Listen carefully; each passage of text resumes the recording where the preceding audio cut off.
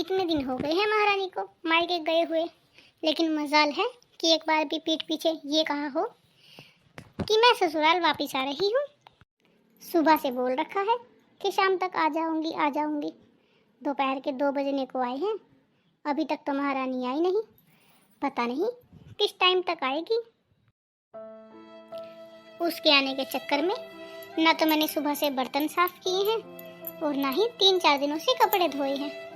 सोचा था कि आ जाएगी तो कपड़े भी धुलवा लूंगी मशीन लगाकर और बर्तन भी साफ हो जाएंगे, लेकिन उस महारानी को तो फुर्सत ही नहीं है। ऐसा लग रहा है मानो पूरा गांव घूम कर ही आएगी। अरे मम्मी जी नमस्ते।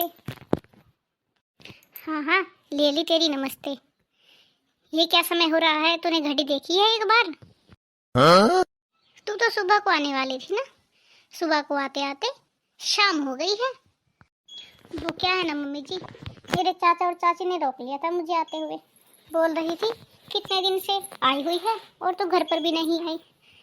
जरा 2-4 मिनट बैठ जा, चाय पानी पी ले, फिर उसके बाद चले जाना। कुछ दिया भी है तेरे चाचा चाची ने या ऐसे ही भेज दिया तुझे खाली हाथ? अरे मम्मी जी आप कैसी बातें कर रही हो? मेरे चाचा चाची हैं, मुझे ऐसे ही खाली हाथ थोड़ी ना भेजते। उन्होंने भी मुझे मेरी माँ की तरह ही बिल्कुल बराबर का सामान दिया है। फिर तो ठीक है, मुझे तो लगा था कि कहीं ऐसे ही ना भेजते खाली हाथ। और वैसे भी बहू बेटियों को तो देना ही पड़ता है, मायके में आई बेटी को खाली हाथ थोड़े ही ना भेजते हैं। ला दिखा सामान, कहाँ है? तेरे हाथ में तो कुछ दिखाई नहीं दे रहा। अरे मम्मी जी मैंने अपना सारा सामान अपने कमरे में ही रख कर आई हूँ। मैंने सोचा कि आपके लिए पहले चाय बना देती हूँ, फिर आराम से दिखा दूंगी। और किचन में ना पानी खत्म हो गया था तो मैंने सोचा थोड़ा सा पानी भी ले जाती हूँ यहाँ से, पानी पी लूँ फिर दिखा देती हूँ मैं आपको कपड़े वगैरह। बिना पानी के कौन सा तो मरी जा रही है, अगर पानी थोड़ी देर बाद पी लेगी तो क्या हो जाएगा? मम्मी जी मैं इतनी दूर से सफ़र करके आई हूँ और एक गिलास पानी भी ना पीऊँ? आपको तो कपड़ों की पड़ी है। चिंता मत कीजिए, आपके लिए जो भी आया है मैं आपको सबसे पहले सौंप दूंगी। मैंने तुझे ये थोड़ी ना कहा है कि तू आते ही मेरे सामने रख दे, दिखाने के लिए ही तो बोल रही हूँ। उसमें भी तुझे पता नहीं कितना जोर पड़ रहा है। मम्मी जी मैं जाकर अपने लिए चाय बना रही हूँ, अगर आपको कपड़े देखने हैं तो थोड़ी देर बाद मेरे पास आ जाना कमरे में, दिखा दूंगी मैं आपको कपड़े। देखो तो महारानी के कितने नखरे हैं। नखरे तो ऐसे हैं जैसे कोई अंबानी की औलाद हो और ट्रक भरकर सामान लेकर आई हो। ये नहीं पता कि एक बैग में 2 जोड़े लेकर चली आई होगी। चलो खैर मुझे क्या है, मैं नीलम को फ़ोन करके बता देती हूँ। हेलो नीलम बेटा। हाँ मम्मी क्या हुआ, आप ऐसे क्यों बात कर रही हो? अरे नीलम तू पागल है क्या जो मैं तुझे इतनी ज़ोर से बोलूँगी? अच्छा सुन, तेरी भाभी आ गई है मायके से, तो एक काम कर, तू शाम को ही आ जा। सुना है बहुत अच्छे अच्छे सूट लेकर आई है तेरी भाभी, तुझे जो पसंद हो आकर देख लेना एक बार। अच्छा मम्मी सच में? फिर तो मैं बस अभी निकल रही हूँ। हाँ बेटा जल्दी आ जा, अब मैं फ़ोन रखती हूँ, कहीं वो देख ना ले। ठीक है मम्मी मैं बस अभी आई 10 मिनट में। वैसे भी मेरा ससुराल कौन सा ज़्यादा दूर है, अपनी स्कूटी से आऊँगी तो 10 मिनट भी नहीं लगेगी। अच्छा ठीक है तू जल्दी आ जा, मैं तेरे लिए कुछ बनवाती हूँ। चलो नीलम को तो फ़ोन करके बुला लिया, अब देखती हूँ महारानी क्या क्या लेकर आई है। अरे नहीं, शाम को ही देख लूँगी जब नीलम आएगी, उसे जो पसंद होगा साथ के साथ दिलवा भी दूँगी, वरना ये कहेगी कि जानबूझकर बुलाया होगा अपनी बेटी को। अयो महारानी मेरे लिए फुर्सत है या नहीं तुझे? क्या बात है मम्मी जी, आप एक तो बात प्यार से नहीं कह सकती क्या? आखिर आपके मन में क्या है मुझे साफ साफ बता दो। साफ साफ सुन ले, किचन में बहुत सारे बर्तन पड़े हुए हैं, पहले वो साफ कर दे, और मुझे भूख लगी हुई है। ऐसा कर नमकीन चावल बना ले थोड़े से, फ्रिज में मटर वगैरह रखी हुई है वो डाल के बना लेना। और हाँ मैंने कपड़े भी नहीं धोए 2-3 दिन से, मेरी बाजू में दर्द हो रहा था, तो थोड़ी देर बाद वॉशिंग मशीन लगा लेना और सारे कपड़े धोने के लिए डाल देना, फिर कल वीरवार हो जाएगा तो कपड़े भी नहीं धुलेंगे। मम्मी जी, आप चिंता मत कीजिए, मुझे काम कैसे हैंडल करना है वो मुझे पता है। वॉशिंग मशीन मुझे लगानी है तो मैं अपने काम के हिसाब से अपना समय देखकर वॉशिंग मशीन भी लगा दूंगी। आप चिंता मत कीजिए, आपको कल सुबह कपड़े धुले हुए ही मिलेंगे। जबान तो देखो कैसे तर तर चलाती है। क्या यही सिखाया है तेरे माँ बाप ने तुझे? मम्मी जी, मेरे माँ बाप ने मुझे जो भी सिखाया है, लेकिन इस घर के कायदे कानून जितने बुरे हैं उससे तो बेटर सिखाया है। हाय, ये ड्रेस कितनी सुंदर लग रही है। मम्मी को मेरी पसंद और नापसंद का बहुत अच्छे से पता हुआ है, तभी तो देखो कितना अच्छा गाउन दिलाया है मम्मी ने मुझे मेरे बर्थडे के लिए। अपने बर्थडे पर तो मैं इसी गाउन को पहनूंगी।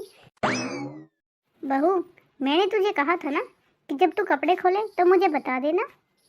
मैं क्या तेरे सारे कपड़े उठा कर ले जाऊंगी? अगर मुझे दिखा देती तो क्या हो जाता?